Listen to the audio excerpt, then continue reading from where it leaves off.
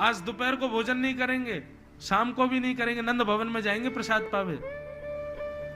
और सुनो, नमक को पानी और दे दो, नमक को पानी पिएंगे तो भूख और तेज हो जाएगी, जैसी भूख तेज होगी तब जाएंगे नंद बाबा के यहाँ। सब ब्राह्मण महाराज नमक को पानी पी पी करके सबन की भूख ऐसी है गई बिल्कुल अब तो रुको ही नहीं जा रहा है। धोती पहन के तिलक आदि लगा करके सब ब्राह्मण पहुंच गए नंद भवन। यशोदा मैया अटारी पर खड़ी है, अटारी से खड़ी है कि देख रही है इतने सारे ब्राह्मण। नीचे उतर के आई, आज इतने ब्राह्मणन को मेरे घर आगमन भयो, कहा कारण? मैया तुम्हारो लाला आयो, आकर के कह के गयो घर में यज्ञ भयो, भैया प्रसाद पावे आनो। हम सब प्रसाद पावे आए, मैया बड़ी जोर की भूख लगी है, जल्दी भोजन कराओ। मैया बोली, कौन सा यज्ञ, कहां को यज्ञ? कोई यज्ञ वज्ञ ना भयो हमारे यहां। और भैया गोकुल में कोई भी यज्ञ होवे तो आप लोग ही कराओगे, जब आप लोग यज्ञ में ही नहीं आए तो फिर भोजन पावे कैसे आ गए? ब्राह्मण बोले, मैया ब्राह्मणी घर में घुसन नहीं देंगी, अब हम चूल्हा बंद करवा के आए, तुम्हारो लाला आयो, संग में अपनी सखान को लेके आयो। मैया बोली, नेक्स्ट 3 वर्ष को छोरा मेरो, बाकी बातन में आप लोग प्रसाद पावे आ गए, कोई बात ना, चलो व्यवस्था करूं तो मैं पवाऊंगी, लेकिन पहले वाला लाला ढूंढो कहां है। ठाकुर जी तो खेल रहे थे वन में जाकर के। मैया ने जैसी देखी लाला खेल रहे हो, सब ब्राह्मणन को संग लेके गई। मैया ने आवाज लगाई, लाला ओ कन्हैया। ठाकुर जी ने जैसे ही पीछे मुड़ करके देखो, यशोदा मैया और संग में वो सबरे ब्राह्मण। ठाकुर जी बोले, ए मधुमंगल। बोले, हाँ ये तो सांची को आ गए भैया, ये तो सचमुच में आ गए। तो बोले, लाला तू क्या सोच रहो, आमेंगे ना? बोले, अरे भैया हमने सोची खेल खेल को हमने पूजन किया है, खेल खेल कोई निमंत्रण है, हमारी बात को ज्यादा हृदय से लगामेंगे ना, आमेंगे ही ना। मौका पतो ही मेरी बात इतनी जोर से ये लोग मान जाएंगे, आ जाएंगे सबरे। अब कहा करें, मैया तो बहुत मारेगी। लाला कोई बात ना, चल मैया के पास चल। मैया के पास ठाकुर जी के बोले, हाँ मैया बता। मैया ने पकड़ो कान। अच्छा, हमारे ब्रज में देखो कितना भाव। एक बाबा हैं, वो कभी कभी मेरी कथाओं में आते हैं, कहीं भी आ जाते हैं,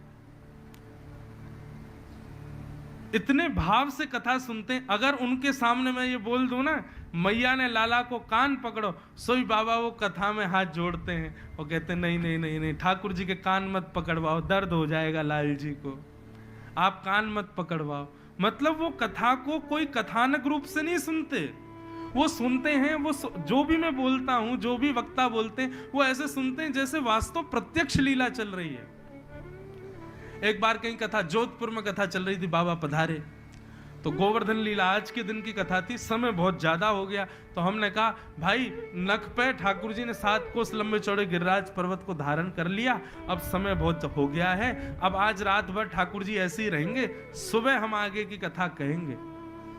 बाबा खड़े हो गए, गिरिराज जी नीचे धरवा दो, ठाकुर जी रात भर ऐसे खड़े रहेंगे, दर्द हो जाएगा हाथ में। और उनका भाव इतना सुंदर कि मैंने आधा घंटा कथा और करी, गिरिराज जी नीचे पधरवा दिए, और यह भी मतलब गिरिराज जी नीचे पधरवा दिए, उसके बाद भी बोले ऐसा बोलो कि ठाकुर जी यशोदा मैया की गोद में जाके सो गए, तब कथा विश्राम करो। मैंने कहा बाबा आप धन्य हैं, ऐसे ऐसे रसिक जन है बंधु हमारे वृंदावन में। उन्हीं बाबा ने एक कथा सुनाई थी मुझको, एक बार बोले आपको पता, अच्छा ये सब महात्माओं के संतों के जो भाव है ना, ये कहीं लिखे नहीं है, ये सब उनको अनुभूति होती है, उनको मानसी में दर्शन होता है ठाकुर जी की लीलाओं का। बाबा एक दिन मुझे सुना रहे, बोले कि ठाकुर जी ने गिरिराज पर्वत धारण किया, 7 दिन 7 रात्रि तक ठाकुर जी ऐसे ही रहे। तो पता कहा गए हो? मैंने कहा गए हो? बोले ठाकुर जी को ये हाथ नील पड़ गए हो, जैसे चोट लग जाती है नील पड़ जाता है ना, ऐसे ठाकुर जी का ये भुजा ये नील पड़ गई। मैंने कि फिर? बोले ठाकुर जी ने गिरिराज जी रख दिए, सब ब्रजवासी तो नाचन लगे, लेकिन यशोदा मैया के नेत्रों से आंसू गिरने लगे। क्यों? 7 दिन बाद ठाकुर जी से हाथ अपनो सीधो नाए है रहे हो, ठाकुर जी ऐसे कर रहे हैं, मैया घी को मालिश कर रही है कि मेरे लाला की भुजा में दर्द है रो है। वैद्य आकर के लेप लगा रहे हैं कि लाल जी के हाथ में नील पड़ गयो, सूज गयो ठाकुर जी को हाथ। ऐसा कहीं लिखा नहीं है कि ठाकुर जी का हाथ सूजा, पर उनका भाव देखो, वो प्रत्यक्ष ऐसे जैसे हम मानव हैं वैसे ही भाव रखते हैं ठाकुर जी के प्रति। तो बोले 3 दिन हो गए ठाकुर जी की सूजन कम नहीं हुई हाथ की। यशोदा मैया बोली लाला मुंह को तो बड़ी चिंता है रही है, तेरी सूजन क्यों ना जा रही। तो ठाकुर जी गोद में बैठ गए मैया के और थोड़ी पकड़ के बोले मैया तू औषधि दे ही ना रही मोकू, या हमारी मेरी सूजन ना जा रही। मैया बोली औषधि ना दे रही, कितनी सारी जड़ी बूटी पीस पीस के तू खवा रही हूं, कितनों लेप लगा रही हूं, तू कह रहा औषधि ना दे रही। ठाकुर जी बोले मैया ये सब औषधि नहीं है, औषधि तो तेरे वक्ष में विराजमान तेरे पयोधर को प्रेम दुग्ध है। तू मुंह को अपने हृदय से लगा के अपना दूध पिवाए दे, तब मेरी पीड़ा दूर होगी। ठाकुर जी गिरिराज धारण किए उस समय ठाकुर जी 7 वर्ष के थे, और बाबा कह रहे हैं बोले 7 वर्ष के ठाकुर जी को यशोदा मैया अपने वक्ष का दुग्ध पान कराती है, और जैसे ही ठाकुर जी दूध पीते हैं तुरंत ठाकुर जी का हाथ स्वस्थ हो जाता है, ठाकुर जी का हाथ ठीक हो गया। क्या समझ में आई बात? बालक 7-8 वर्ष का हो जाए मां के वक्ष में फिर दुग्ध नहीं है, परंतु बंधुओं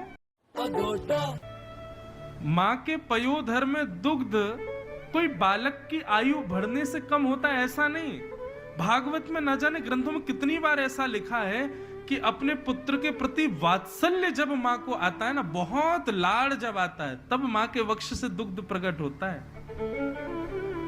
यशोदा मैया तो कितने वर्षों बाद कुरुक्षेत्र में कृष्ण से मिली, जब भगवान की आयु 100 वर्ष की हो गई तब मिली। और ऐसा वर्णन करते हैं जैसे ही यशोदा मैया ठाकुर जी के सामने गई ना, 100 वर्ष बाद अपने लाला को देख के मैया के पयोधर से अपने आप दुग्ध आने लगा। मतलब वात्सल्य दुग्ध को जन्म देता है। आज ठाकुर जी का वो पीड़ा दूर हुई, किससे? मैया का दुग्ध पान। ये उन भावा का भाव था। तो अब मैंने जैसी कान पकड़े ना, सोई मुझको याद आ गया, वो बाबा मना करते बोले नहीं ठाकुर जी कान मत पकड़वाओ, दर्द हो जाएगा।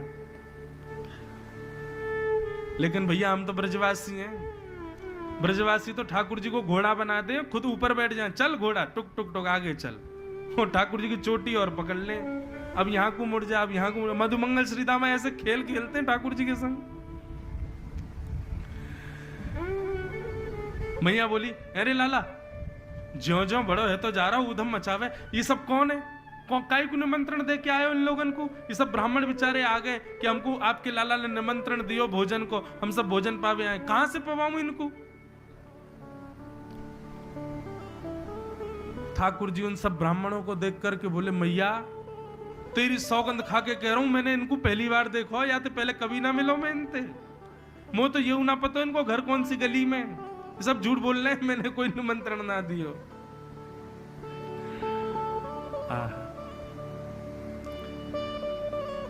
यशोदा मैया सब ब्राह्मणों को लेकर के गई, सुंदर पकवान बना के सबको पवाए। तब से ठाकुर जी ने एक नियम बना लिया, क्या? गोकुल में कोई संत दिख जाए, कोई ब्राह्मण दिख जाए, कोई वैष्णव दिख जाए, तो ठाकुर जी की भली उससे पहचान नहीं, ठाकुर जी उसके पास जाके कहते हैं अरे आप यहां घूम रहे हो, नंद बाबा तो आपको वहां ढूंढ रहे हैं यमुना जी के तट पर। वो बोलते हैं, बोले क्यों? अरे यशोदा मैया को पता चली कि आप आ रहे हो, तो उन्होंने 56 भोग बनाए घर पर, चलो जाओ जल्दी पाओ। यशोदा मैया बोली अरे लाला जितने संत आमे, जितने ब्राह्मण आमे, जितने वैष्णव, सबन को ठेका ते नहीं ले रखो है, दिन भर हमारी रसोई जलती रहे, कोई ना कोई आते रहे, सब आगे हो के लाला ने कही आप हमारी प्रतीक्षा कर रहे हैं, तो हम तो भोजन पावे आ गए। ठाकुर जी बोले मैया इतनी संपत्ति है कहाँ करोगे? आपको संतन को बांटो, खूब लुटाओ, खूब दो। आज तक बंधुओं तब के यशोदा मैया के चूल्हे की अग्नि प्रज्वलित हुई है, आज तक किसी भी मंदिर में चले जाओ, कहीं भी चले जाओ, जहां भी हमारे कृष्ण बैठे हैं, वहां के चूल्हे की अग्नि कभी शांत नहीं होती, सबको देते हैं, बांटते ही रहते हैं। हमारे वृंदावन में एक मंदिर है श्री राधा रमन लाल जी का, वहां तो जो चूल्हे की अग्नि है ना, वो 350 वर्षों से अनवरत जल रही है। पूरे दिन जलेगी और रात्रि जैसी होती है, मंदिर बंद होता है तो खूब सारी लकड़ियां रख देते हैं, उसको बंद नहीं होने देते, बुझने नहीं देते। और ऐसी तो मान्यता बताते हैं कि ये 300 वर्ष नहीं, यशोदा मैया के चूल्हे की अग्नि के ही उससे जल रही है आज तक। उसी से ठाकुर जी की आरती होती है। अग्नि का कोई भी कार्य होगा उसी चूल्हे से ही अग्नि ली जाती। ऐसे ठाकुर जी संत ब्राह्मण वैष्णवों की खूब सेवा करवाते हैं यशोदा मैया से। अब यहां सुखदेव जी भगवान की चोरियों का वर्णन कर रहे हैं। वत्सान मुंचन क्वचित